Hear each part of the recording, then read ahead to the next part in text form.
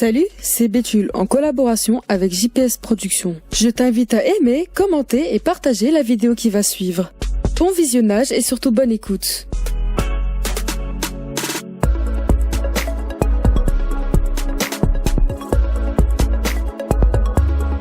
Du coup, comment ça t'est venu l'envie de te lancer toi dans la boxe ? Alors, j'ai commencé la boxe à l'âge de 6 ans parce que mon papa était déjà dans la boxe à cette époque-là. Et en fait, quand il avait installé un sac dans sa chambre et on était réveillés, la boxe c'était notre réveil. Donc, il se levait le matin et il frappait au sac et nous on venait le regarder s'entraîner dans la chambre. Donc, ça fait que j'ai baigné dedans étant tout petit, comme Obélix, voilà. Je suis tombé dedans étant tout petit. Et du coup, il y a des autres boxeurs. Bon, il y a ton père, mais il y a des vrais boxeurs, de compétition qui t'ont aussi inspiré avant de te lancer. Je me suis lancé déjà par mon père parce que j'ai essayé. De temps en temps, je tapais, il me disait non, place tes pieds comme ça. Et finalement, ce qui m'a un peu plus motivé, c'est le fait qu'il me fasse comprendre que si je venais m'entraîner avec lui, j'aurais plus d'argent de poche que mes frères et sœurs parce que le boxeur ça mangeait pas comme les autres. Et après je venais à l'entraînement avec lui et ce qui m'a le plus apporté, c'est le fait de regarder les anciens boxeurs en cassette. À l'époque, c'était des cassettes VHS et je regardais beaucoup Mohamed Ali, Mike Tyson et beaucoup d'autres anciens, Sugar Leonard. Donc ça m'a vraiment beaucoup inspiré. Et du coup, en 2002, tu t'es lancé en tant qu'amateur et tu as gagné un championnat d'Afrique en 2003. Comment tu t'es senti la première fois que tu as gagné ce championnat ? Déjà, quand j'ai gagné mon premier championnat d'Afrique, parce que c'était mon tout premier, c'était en junior, j'étais encore tout jeune, donc il y avait la présence de mon père, la présence de ma mère qui ne voulait pas voir mes combats de boxe à l'époque, et c'était son tout premier qui m'a dit dans cette compétition, si tu passes en finale, je viens te voir boxer, et ça a été assez rapide parce que j'ai gagné par arrêt d'arbitre. J'étais tellement content que ma mère elle soit là, donc j'ai gagné très vite. J'étais super content parce que je faisais enfin la fierté de ma famille et je gagnais quand même un titre majeur parce que j'avais quand même gagné beaucoup de championnats du Cameroun, mais ce n'était pas vraiment très reconnu internationalement. Mais là c'était un championnat d'Afrique et j'étais champion d'Afrique junior. Ça me classait pour les championnats du monde junior aussi, donc j'étais vraiment la fierté de ma famille et j'étais super content pour mon si jeune âge. Ah ouais, du coup en 2004 t'as été au JO d'Athènes. Est-ce que ça a été pour toi la première fois de jouer à l'international ? Alors oui, c'était avant d'aller aux Jeux Olympiques d'Athènes, donc j'ai quand même fait d'autres compétitions. J'ai fait des compétitions de jeunes où j'ai perdu, j'ai passé mon temps à apprendre. Et après, je suis allé faire les qualifications olympiques, je me suis qualifié, j'étais finaliste. Et arriver aux Jeux Olympiques, c'était quelque chose d'impressionnant parce que je venais quand même du Cameroun et je voyais des choses pour moi qui étaient un peu du surnaturel. C'était des lumières, des étoiles dans les yeux. Je mangeais à côté de Maurice Green, un grand champion d'athlétisme qu'on connaissait tous, qu'on voyait qu'à la télé, un Américain. Donc j'étais comme un le jeune gamin qui sortait de son vieux quartier au Cameroun et qui arrivait aux Jeux Olympiques et très impressionné. Voilà, c'est vraiment l'image que je garde aujourd'hui des Jeux Olympiques. Tout est fait en grand. Bon, j'ai été jusqu'en quart de finale. J'étais très fier de mon parcours. J'ai été battu par le champion olympique et ça a été volé. Pour moi, je sais que je suis champion olympique parce que c'est lui qui l'a gagné. Et j'ai décidé de passer professionnel à ce moment-là parce que ma carrière amateur, j'avais accompli tout ce que je voulais. Je m'étais fixé comme objectif, c'est d'aller aux Jeux Olympiques et de donner le meilleur de moi. Et justement, tu dis que tu passes en professionnel et c'est en décembre 2004. Quelle différence tu as vue entre amateur et professionnel ? Déjà, côté professionnel, c'est comme son nom l'indique, ça devient un boulot à plein temps. L'apprentissage d'une nouvelle façon de boxer. Ce n'est plus la boxe amateur, ce n'est plus la même façon de préparer, d'appréhender un combat et la même façon justement de boxer. Parce qu'en amateur, c'est toujours tout à la touche et en professionnel, c'est beaucoup à la précision. Et la précision peut faire la différence. Donc, il y a eu tout un travail à refaire sans toutefois oublier d'où je viens, sans toutefois oublier mes bases. Donc, la boxe que j'avais. Donc, c'était, on va pas dire un recommencement. Mais il y a eu beaucoup de choses qui se sont mises en place. C'était pas du tout facile, mais beaucoup de gens n'ont pas cru en moi au départ. Mais en fin de compte, tout a été mis en place pour que je puisse donner le meilleur de moi et montrer ce que je vaux, justement. Et justement, tu as pu combattre avec des combattants dits de taille, tu as signé plein de victoires par KO. Du coup, ça t'a fait quoi de combattre contre eux, tu vois, la première fois? J'ai toujours eu, moi, ma propre personne, c'est de pouvoir me justifier, moi, sur ce que je fais. C'est-à-dire, je n'ai plus rien à prouver. Je veux me prouver à moi-même que je suis un champion. Et pour se prouver à soi-même, il faut rencontrer les meilleurs. Donc, en rencontrant les meilleurs, je me suis dit, c'est peut-être le combat de ma vie. C'est peut-être ce combat qui va faire en sorte que je puisse être révélé comme le meilleur boxeur. Et donc, j'ai toujours appris un combat. Et tous les combats que j'ai faits, je les ai toujours faits comme un championnat du monde. Donc, voilà. J'en suis fier aujourd'hui d'avoir rencontré ces personnes-là. C'est des boxeurs de taille. C'est des boxeurs qu'il fallait rencontrer à ce moment-là. Et je l'ai fait. Et du coup, t'as eu un stress en particulier quand t'as joué contre eux la première fois? T'as pas eu peur, genre, ils te battent et tout, genre, t'as pas eu peur de tout ça? J'ai toujours peur. Comme au premier jour. J'ai peur de chaque combat. J'ai peur de chaque combat comme au premier jour parce que j'ai l'impression, en fait, j'ai pas peur de l'adversaire, mais j'ai toujours peur de mal faire. Voilà. J'ai toujours peur de mal faire et de décevoir. Décevoir qui? Décevoir mes entraîneurs qui se sont donné les moyens, qui se sont donné tout le temps de travailler avec moi. J'ai aussi eu peur de décevoir ma famille, mes amis, ceux qui sont venus me regarder, ceux qui croient en moi. Donc voilà. Mais sinon, j'ai pas peur de l'adversaire parce que l'adversaire il a 2 points comme moi, il a 2 jambes comme moi. On se prépare, chacun se prépare de son côté et tant que je suis confiant sur ma préparation, à ce moment-là, j'ai peur de rien. Donc c'est un stress qui est positif et que c'est un stress que je transforme en positif. Et du coup, en 2008, t'as pu remporter le tournoi le tournoi organisé par Attends, je relis ma question, désolé. Le frère Acarias.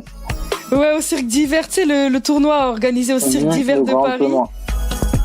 Ouais, t'as pu jouer dans ce grand tournoi en WBA et tout. Et du coup, est-ce qu'aujourd'hui t'es encore fier de cette victoire? Alors, c'était pas la WBA parce que le grand tournoi, c'est juste un grand tournoi. La WBA, c'est un championnat du monde, donc je te rectifie. Ce grand tournoi, je suis vraiment très content d'avoir fait ce tournoi parce que ça réunissait tous les meilleurs Français et les meilleurs Européens. Nous étions 32.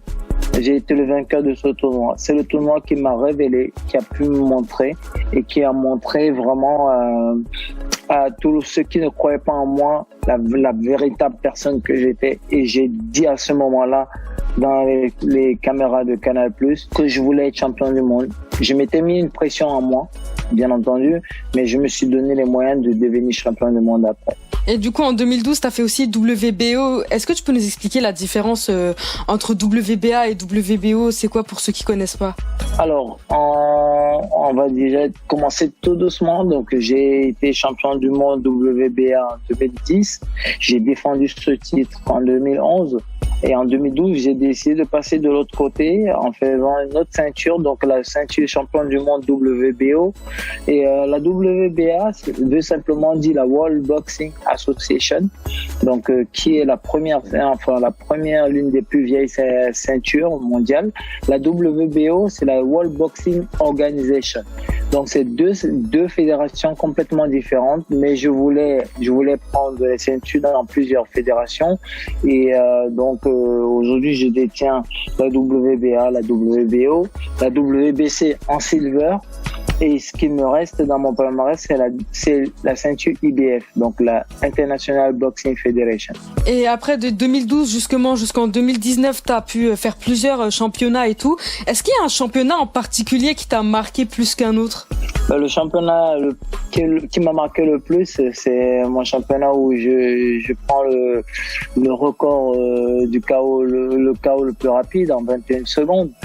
Parce que c'est un combat qui a duré 21 secondes après 8 mois d'entraînement. Donc je me suis préparé quand même pendant 8 semaines. Donc après 8 semaines d'entraînement, donc je fais quand même 8 semaines d'entraînement pour venir faire 21 secondes sur le ring. D'autres personnes vont prendre ça pour quelque chose de mauvais, mais moi je dis c'est quelque chose de bien. Le travail que j'ai accompli, c'est réalisé dans le ring en 21 secondes. Ça m'a évité de prendre des coups ou d'avoir beaucoup plus de traumatisme pour plus tard, et pourquoi pas de rentrer dans l'histoire. Donc c'est un combat qui m'a marqué, voilà, tout simplement.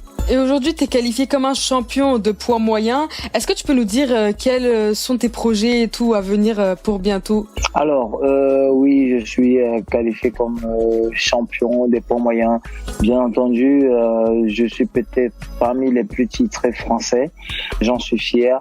Aujourd'hui, j'ai toujours des objectifs. Mon dernier objectif aujourd'hui, ce serait de faire un championnat du monde, qui sera mon dernier championnat du monde à 37 ans. Et puis derrière, pourquoi pas faire un championnat d'Europe, parce que je n'ai jamais fait du championnat d'Europe, et faire un jubilé sur un championnat de France.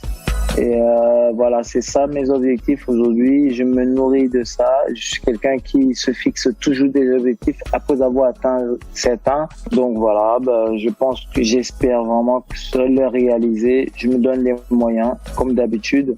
Et après ça, donc j'ai décidé de passer au MMA et de faire du MMA aussi en parallèle aujourd'hui avec la boxe. Ah ouais, et aussi justement à cause du Covid et tout, il n'y a pas eu des soucis pour les entraînements, pour les combats et tout? T'as été concerné? Oui, bien sûr. À cause du Covid, on a tous été concernés, surtout que nous sommes un sport de contact. Donc nous avons eu beaucoup de restrictions, beaucoup d'arrêts d'entraînement.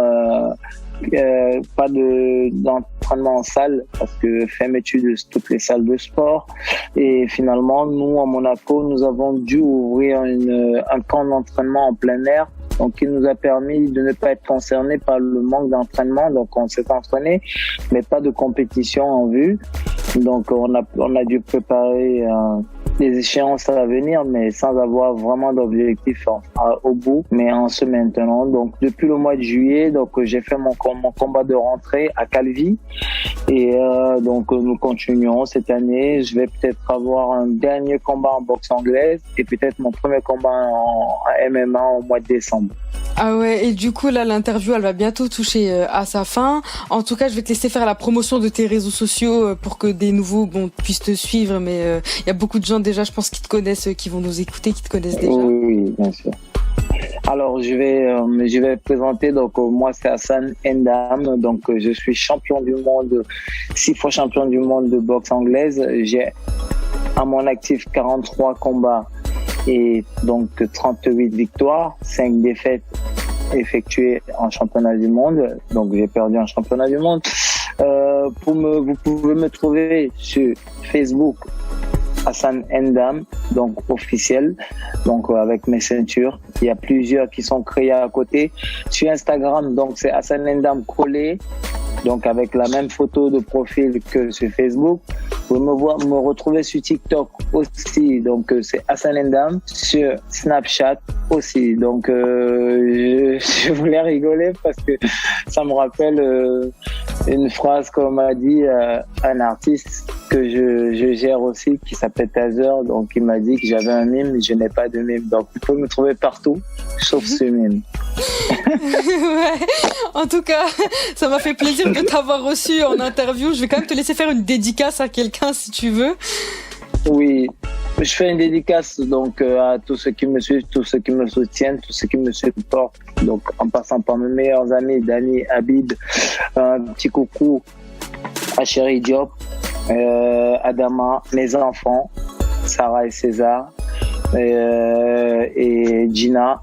Donc et à mon artiste Tazer. Donc il faut savoir que aujourd'hui je gère un artiste donc qui qui est dans la musique, donc qui fait un peu de tout, afro-trap, rap, hip-hop, qui essaye de grandir, que j'essaie d'accompagner vers le sommet, qui a beaucoup d'ambition.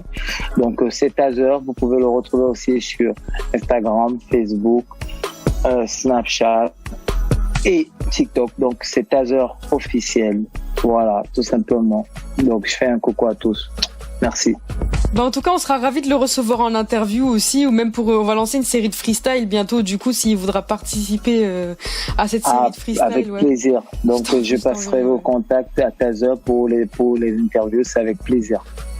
Ouais, en tout cas, merci beaucoup. Ça m'a fait plaisir de t'avoir reçu en interview. Merci beaucoup à toi. Salut. C'est gentil. Au revoir. Si tu as aimé cette vidéo, tu peux faire un tour sur la chaîne pour voir ce qui a déjà été posté. Active la cloche de notification pour être au courant des nouveautés.